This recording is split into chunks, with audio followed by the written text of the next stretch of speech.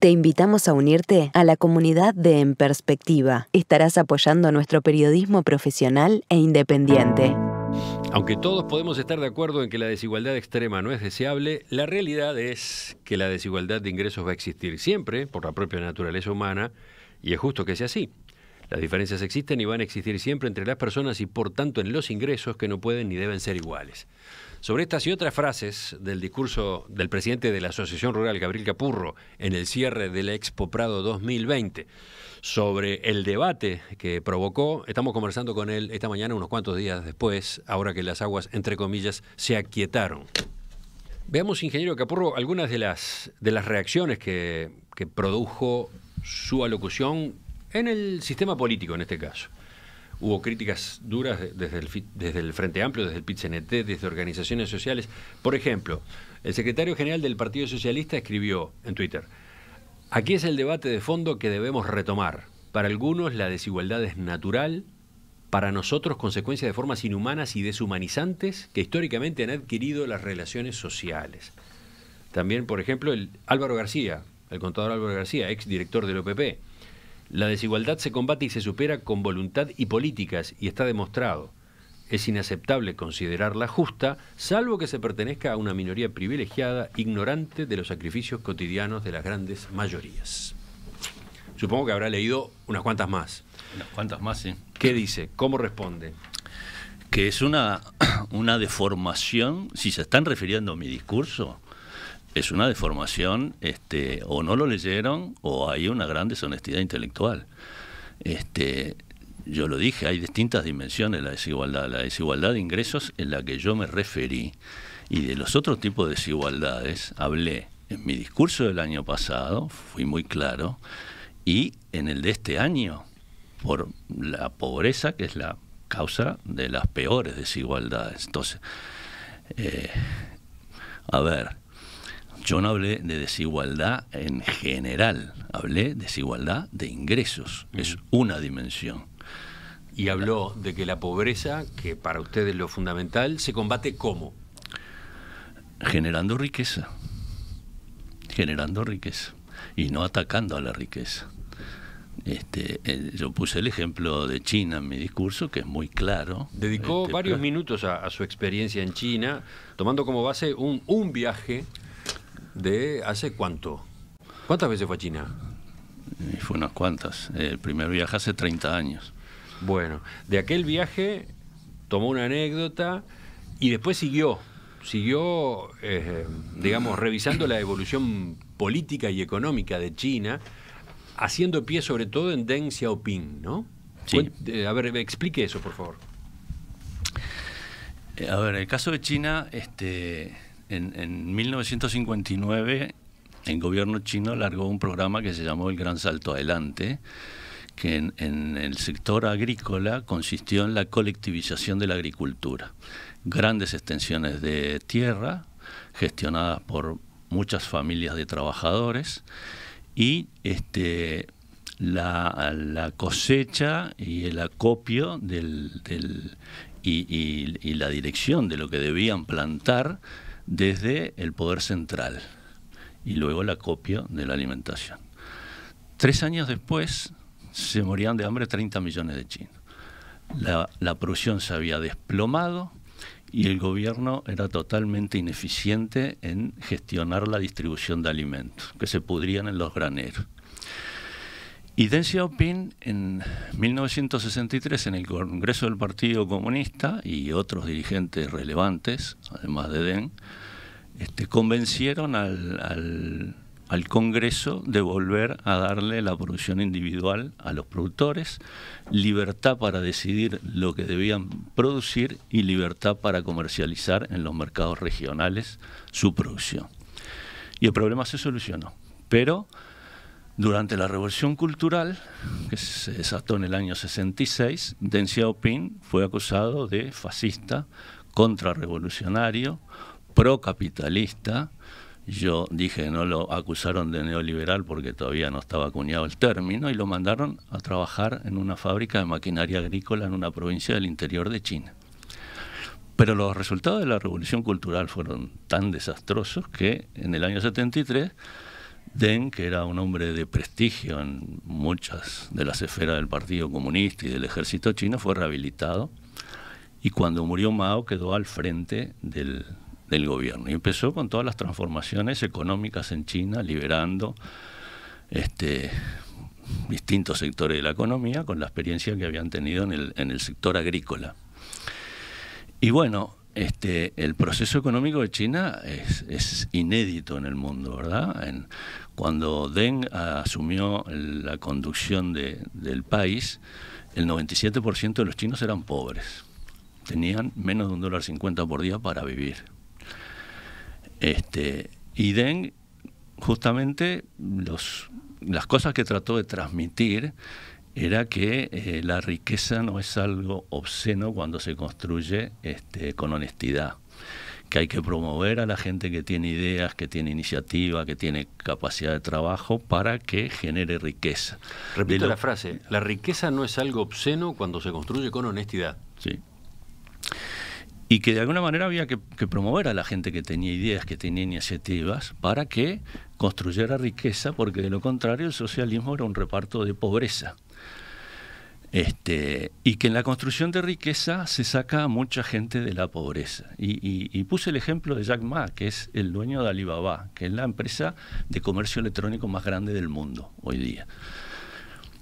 Y que tuvo ventas por 31 billones de euros el año pasado, en 2019.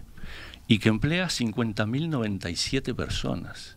Y que tributa impuesto a la renta, que en China es del 25% de las actividades económicas, a la renta empresarial.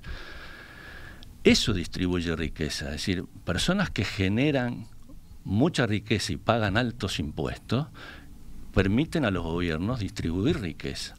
Y China sacó de la pobreza en 40 años a 900 millones de personas.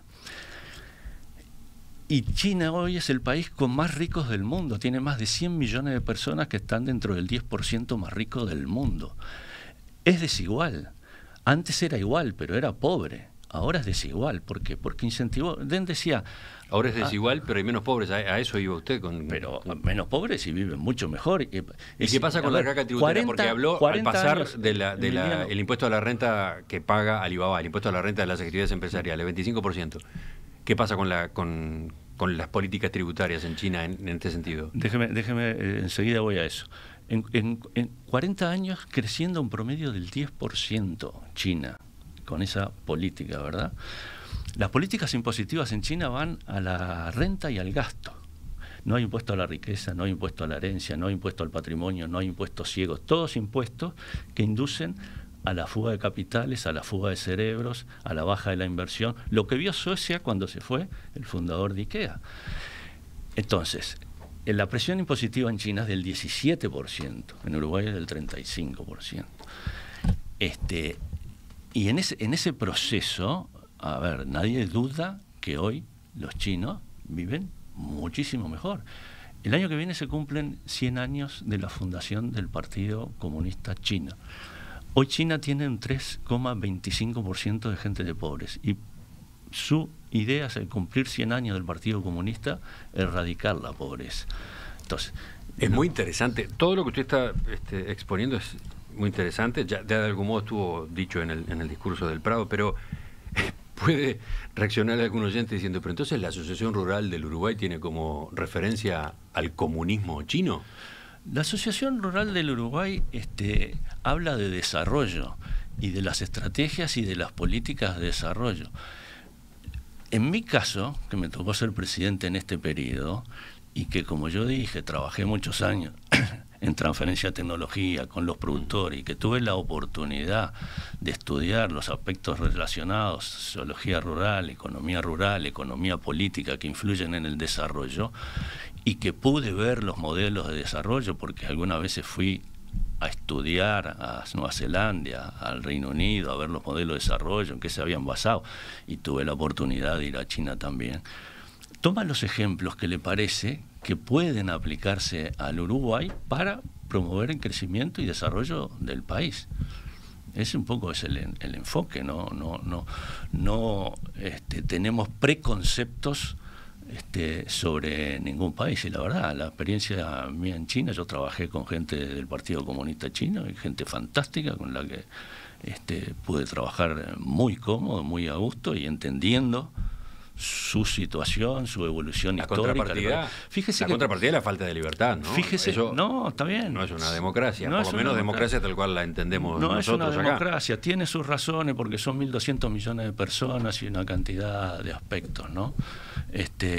Pero realmente, fíjese, Emiliano, en un proceso histórico, cuando yo fui, hacía 30 años que se habían muerto 30 millones de personas de hambre. Yo tuve la oportunidad de cenar al lado de una persona que su padre se había muerto porque dejó de comer para que él viviera. Es fuerte. En 30 años pasó todo eso y en 40 años pasó todo lo que yo relaté.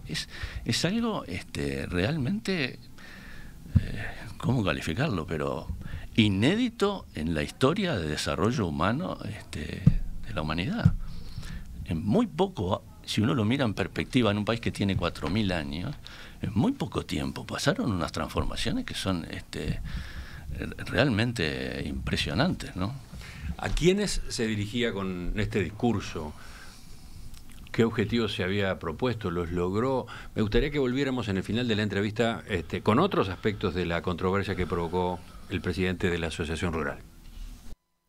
Ya volvemos, ya seguimos en esta entrevista central. Mientras corría la pausa, ingeniero Capurro, yo miraba de reojo acá el WhatsApp, la bandeja en la que entran los mensajes de los oyentes. Le aseguro algo, está haciendo pensar. Está haciendo pensar, a favor y en contra, ¿no? Sí. No sé cómo está repartido esto, si es 50 y 50, pero está movilizando mucho a la audiencia con esta línea de razonamiento. Sigamos, vamos a otro pasaje de su discurso en el cierre del Expo Prado, que también se debatió en la tertulia del lunes siguiente acá.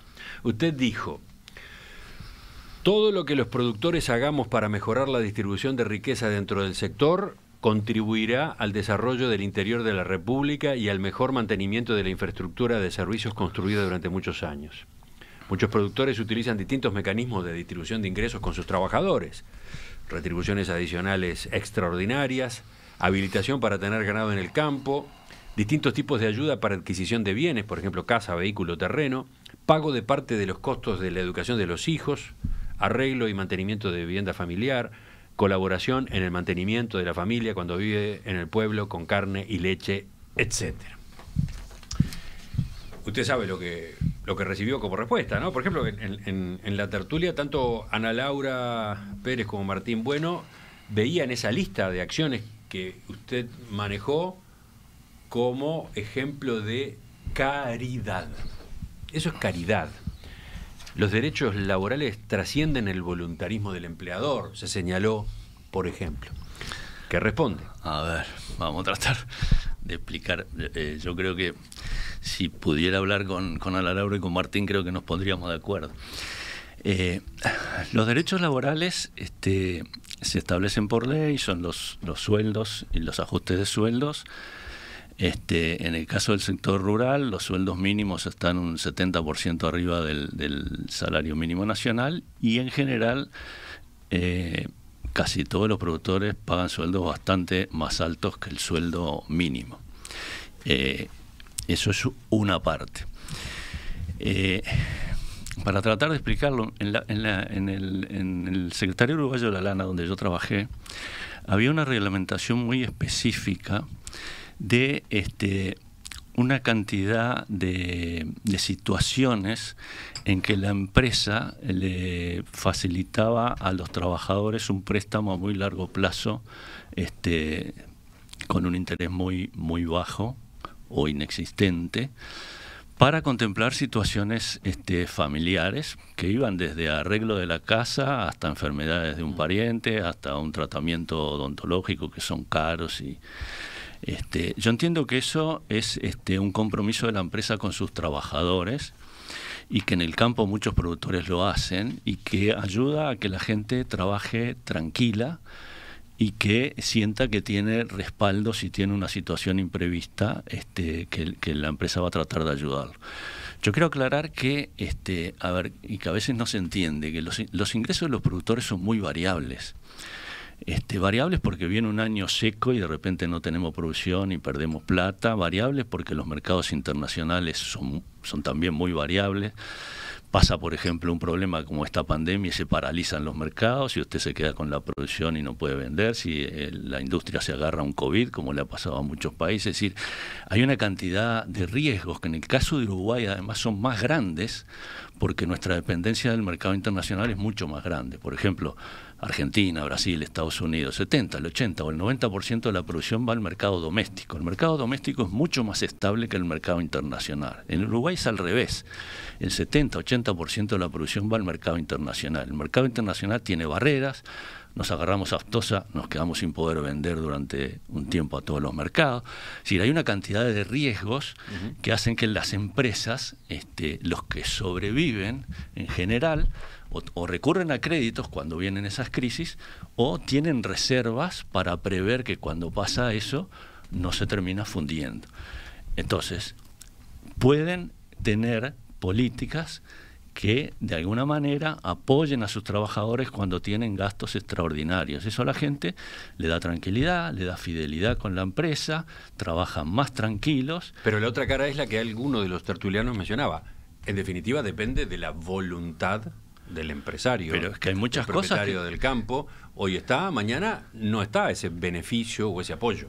Por eso se insistía mucho en la contrapartida entre eso, dádiva, se lo veía como una dádiva, y los derechos. Yo entiendo, pero a ver, los derechos están establecidos por leyes y está bien, pero las políticas empresariales son importantes a la hora de ayudar a los trabajadores a desarrollarse también. Para mí eso es un compromiso con el desarrollo de sus trabajadores. Yo dije, las empresas rurales no deben ser solo unidades de generación de ingresos o de riqueza. Debe haber un compromiso con el desarrollo de sus trabajadores y una responsabilidad social con el desarrollo del entorno y con el cuidado de los recursos naturales. Y yo siento que eso es así. Hay muchas cosas que son de voluntad empresarial, por supuesto, y hay muchas cosas que son de voluntad de los trabajadores también. Pero el mundo funciona así. Hay una parte que se legisla y hay otra parte que depende de la política que cada empresa o que cada trabajador sigue con su vida. Y justamente ese es un mensaje también hacia la interna de mi sector. Usted mencionó ejemplos en la historia de la Asociación Rural y de los productores uruguayos en ese sentido. Sí. Yo entiendo que eso, porque eso no es caridad, y yo no digo que la caridad sea mala en sí misma. Si usted ayuda a alguien que está necesitado, está bien. Yo lo que digo que no es bueno es el asistencialismo permanente del Estado, que es otra cosa. Yo creo que a la gente, como dije, hay que ayudarla a salir de sus problemas, pero que se valga por sí misma, porque eso es parte de la dignidad humana.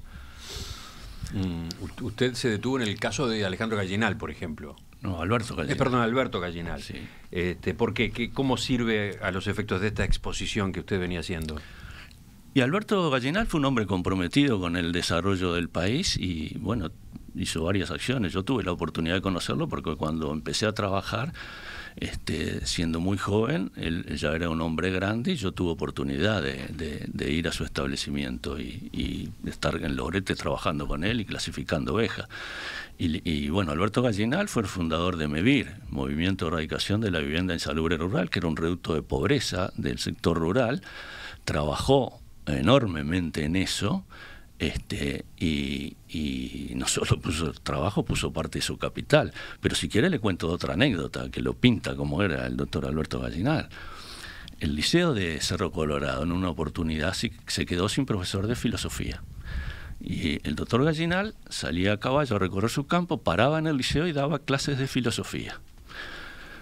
Y en un determinado momento la Asociación de Profesores protestó porque el doctor Alberto Gallinal no tenía título de profesor de filosofía y estaba dando clase de filosofía como una contribución a los muchachos de Cerro Colorado.